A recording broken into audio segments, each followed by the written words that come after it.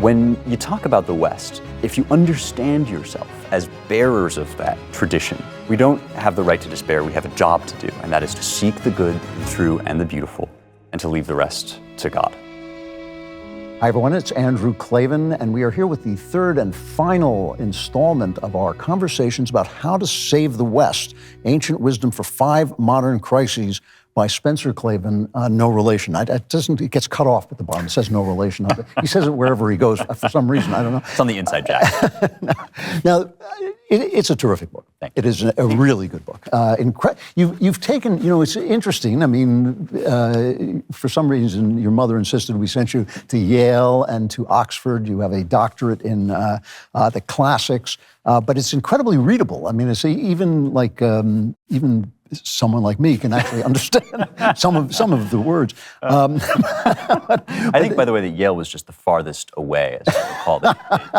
You just wanted to get rid of me. If we had been a college on the ocean, we would have been. Exactly. But the book talks about 5 crises that we continually have in the West, and the fact that the ancients knew this and they addressed them. There's the reality crisis, the body crisis. We've talked about that last time. The crisis of meaning. The crisis of religion, regime, and the regime crisis. And I guess we have only one more of these to do, and if you want to hear more about the religion crisis and so on, get the book, How to Save the West.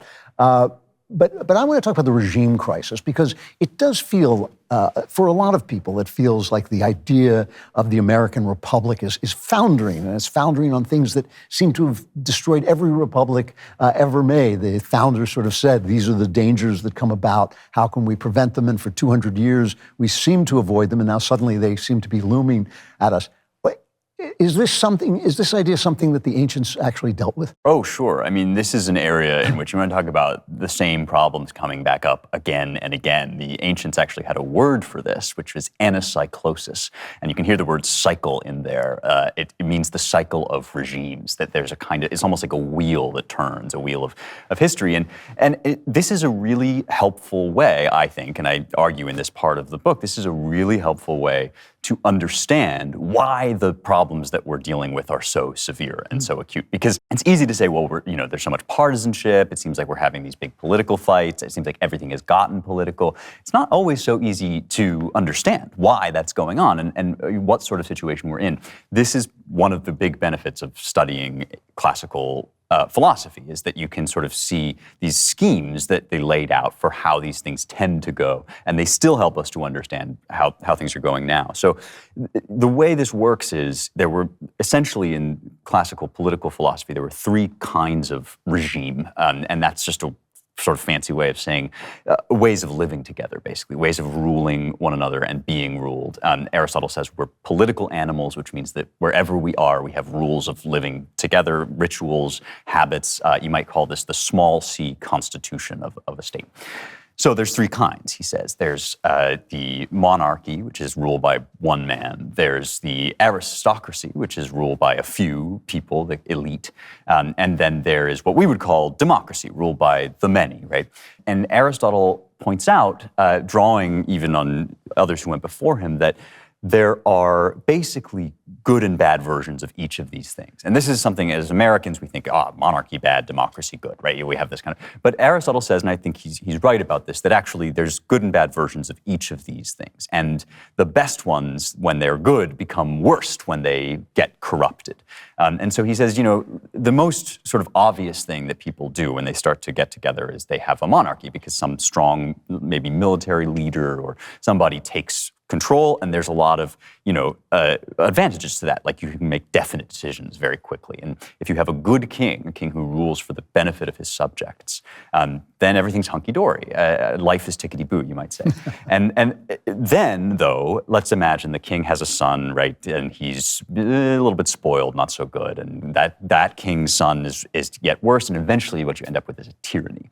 Tyranny is the worst, right? You get this in the historical books of the Bible, right? The 1st and 2nd Samuel, the king will drive your sons ahead of him like the animals pulling his chariot, essentially. So that's not a state of affairs that people like very much, and you typically get this revolution of the elites. People say they toss off kingship, and you have aristocrats ruling, the kind of noblemen take over, and then they become corrupt, and they devolve into what you call an oligarchy, which is just cronyism, basically. At that point, often the people will seize control and rise up, at which point it's very easy for them to decay into a great word, which we have lost, and that's ochlocracy, from the Greek word ochlos, meaning mob, right? So the mob rule, basically. Now, because the ancients knew this, and because our founding fathers studied the ancients so closely, they knew that there was a way of avoiding this cycle. Because, of course, once you devolve into mob rule, then a king comes in and takes control. The chaos leads to a strong man, and then you start the cycle all over again. The republic, which is what we live in, is supposed to be a perpetual motion machine. We are in a system that is designed to play the different strengths of the different kinds of rule against one another. That's why we have, for instance, an executive branch and a Senate and a Congress, right, which is elected by the people, so that you have this kind of balance between the aristocrats, the elite, and the kind of singular executive ruler, and the people to whom they are all accountable. That's the idea. There's only one thing that can really bring a republic down, say the ancient sources, and Machiavelli is also very good on this too, that the one thing that brings a republic down is class conflict. If the different social classes within this system start to think of themselves not as, collaborators in one big enterprise, but as enemies of one another, as kind of hostile opposing camps, then you are going to destroy the fabric of your nation, of your republic. Now, once you understand this, you can see why when Joe Biden gets up there and he says we have a pandemic of the unvaccinated, that is, a whole segment of the American population is tantamount to a disease. You can understand why this is so evil and wrong to do. You can see why when they tell you, oh, white men are inherently racist, right? It's white against black. Oh, men are inherently sexist, and there's an inherent homophobia everywhere in the world. Now you can start to understand why this is death to a republic. And you can start to ask, well, what's the antidote? In the ancient world, the antidote is called philia. That's friendship, civic love. So I end the book by saying, and this is kind of a hopeful note because it's very doable, the antidote to all of this, all this tribalism, all this retrograde kind of oligarchy, is to get up every day and form local communities. The civic friendship that you develop when you go to your neighbor and you say, well, what are they teaching our kids in school? We ought to see about whether we can get some of this changed, and we should collaborate on it. That's how you save the republic. That's how you begin to rebuild this stuff. It's not thrilling. It's not like a grand election to bring down the world and solve all of our problems. It's daily work, but it's also doable work, and it's human sized, and that's really important. That's right. You and I have spent many an hour hiking through the canyons of California and other places, and discussing philosophical questions. And one of the questions that has come up repeatedly between us is if there is such a thing as anacyclosis, if these forms of government seem inevitably to decay, is there some point where you just abandon ship? So, as Rome, the Roman Republic is falling, you have guys like Cato fighting for the Republic, and when they lose, they kill themselves. They just say, I'm done, because I don't want to be in an empire. Although the empire, when it finally comes, is not so bad for a few years, So here we are in this, what feels like a crisis. It feels like an essential trust in our form of government has left the hearts of the people. Yeah.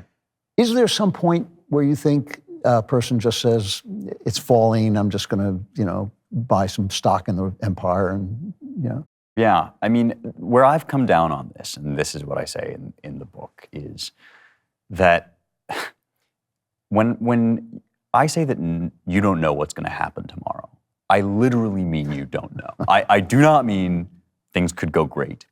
I do not mean everything's going to fall apart. I mean, literally, we do not know the future. It is not given to us to know the future. And so we need an answer to these problems that is going to not depend on our being able to predict where everything is going.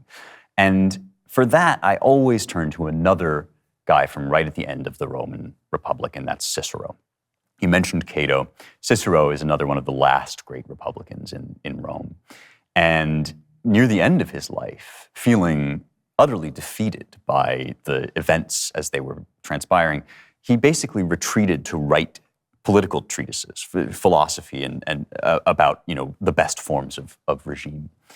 And in the short term, of course, Cicero failed utterly.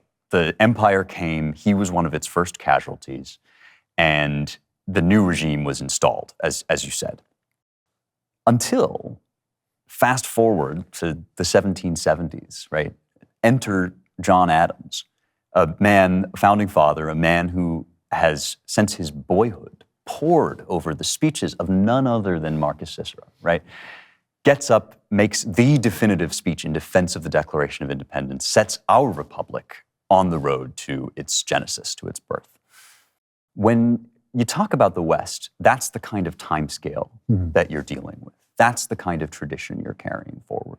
And if you understand yourself, as indeed we all must, as bearers of that torch, carriers of that tradition, then we actually have no right to despair. There's no room for it. We don't have the right to despair. We have a job to do, and that is to wake up every day to seek the good, the true, and the beautiful, as it is given to us to know, and to leave the rest to God. So you can do that or live in ignorance, or you could buy How to Save the West, Ancient Wisdom for 5 Modern Crises by Spencer Klavan, no relation. I think his last name is actually no relation. I don't know how that happened. But How to Save the West, it is, I guarantee you, a terrific book, and it will make you feel like you have some concept of what's going on and how to respond. Get it today.